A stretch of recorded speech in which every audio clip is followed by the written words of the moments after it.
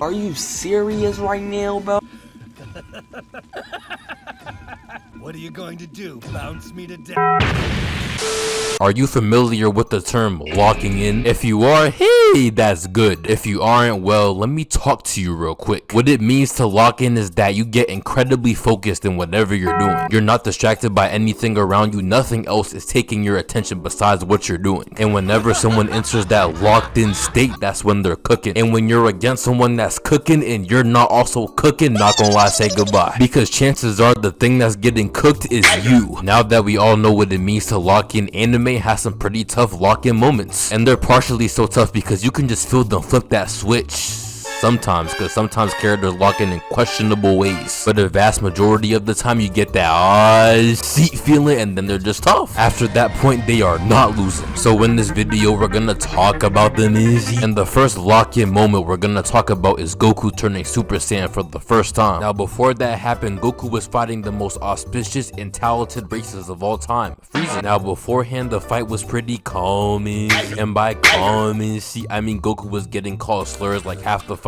and at this point in time, Goku hadn't leveled up to the proper monkey level to beat Frieza. So not gonna lie, Goku was kinda getting cooked. So not only could he not combat his hands, he couldn't combat his slurs. So if you really think about it, Goku not being able to stop Frieza from calling him slurs inadvertently gave Geto from Jujutsu Kaisen the idea to start calling people monkeys, technically, theoretically, potentially. So Goku not locking in faster low-key kinda caused the spread of racism throughout anime characters. That's tough! But if getting called slurs over and over and over again by Frieza didn't make Goku lock in, then what did? Do you wanna know what did? Oh, tell you what did. Frieza lifted my dog Krillin, aka Goku's best friend, into the sky and blew him up. No! Frieza killed Krillin with so much evil in his eyes that had to be a hate crime against bald people. If Saitama heard about that, woo-wee! But after that moment was when it began. The most iconic exhibition of locking in anime started. Goku started tweaking, bro was like, nah.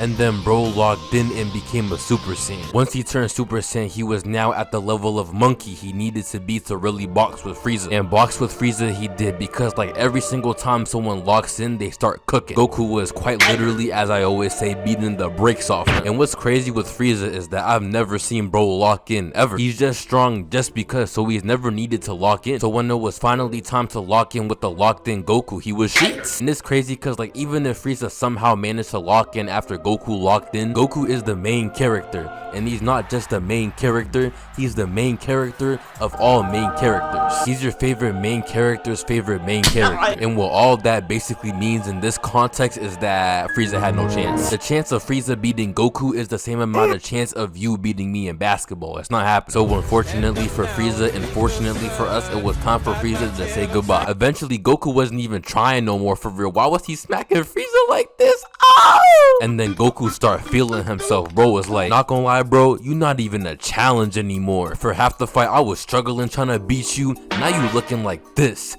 Can't believe I was really struggling trying to beat a bitch, and now you're about to lose. And to make it worse, you're about to lose to a monkey. Whoa, where he learned to talk like that? Bro made his hair yellow, now all of a sudden he thinks he's him, and I mean he is him. I'm not finna tell him he's wrong. Are you?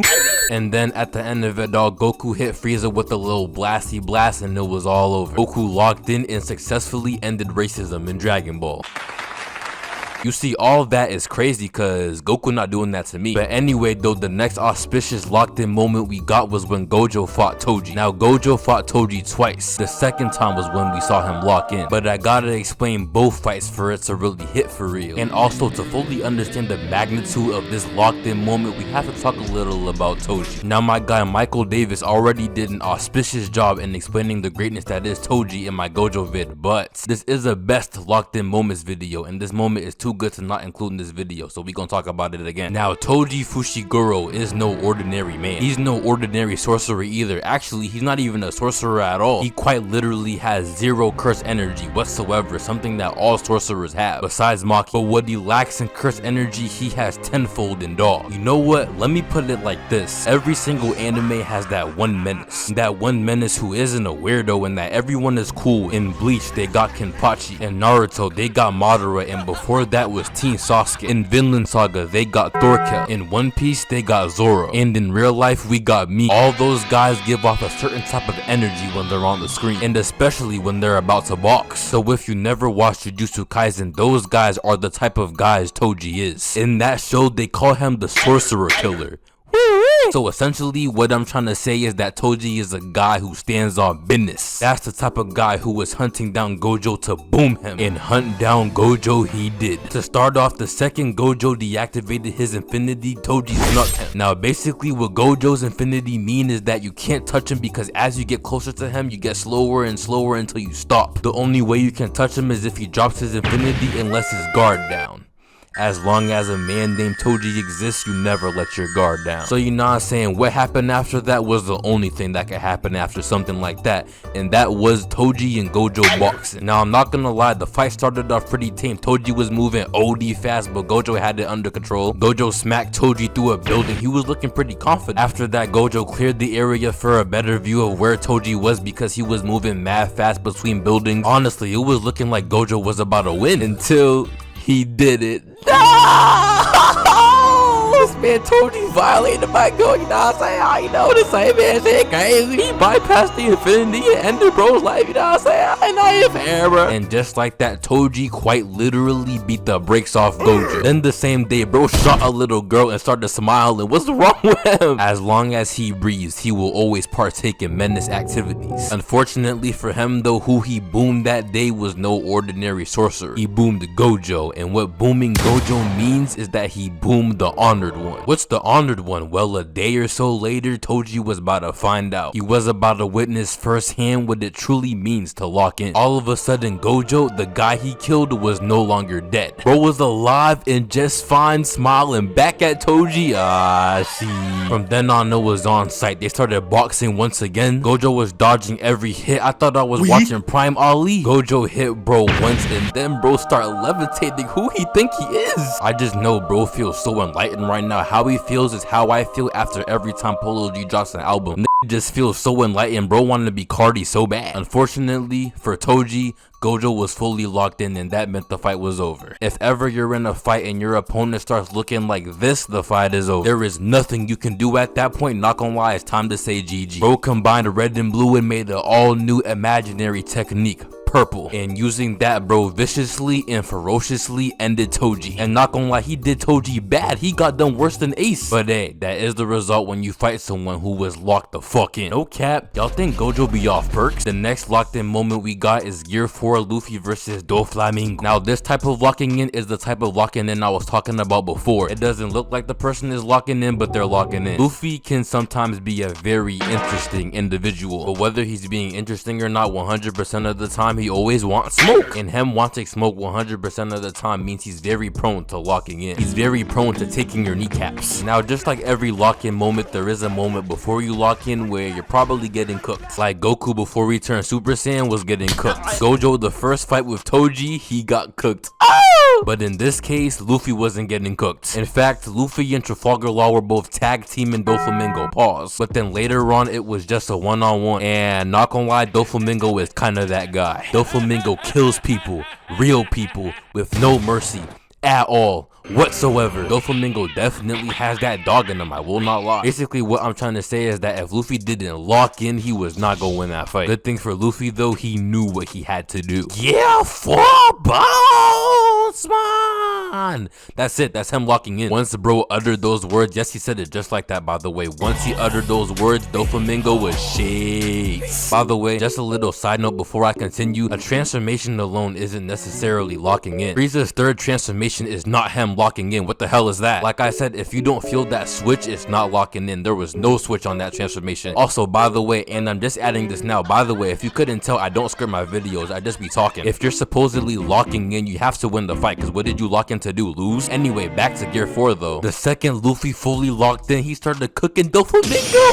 Oh! Bro was smacking him left, he was kicking him right. Woo! He was getting thrusted through buildings, you love to see it. Doflamingo was getting done bad. Do I feel bad though? Hell no. You could tell by the viciousness of Luffy's attacks that he was in that zone. Then he ran out of sauce for like 10 minutes and the whole village had to hide him from Doflamingo to get his sauce back. But Doflamingo did not cause that, so I'm not counting it against Luffy. After bro got his sauce back though and locked back in, he took Doflamingo to the sky in front of Doflamingo's own country, in front of his own turf, in front of his own home, in front of all the hoes. He boomed them in the sky all the way to the ground and he was sheets. No more Doflamingo. Goofy. Alright, that's my bad, I'm tweaking.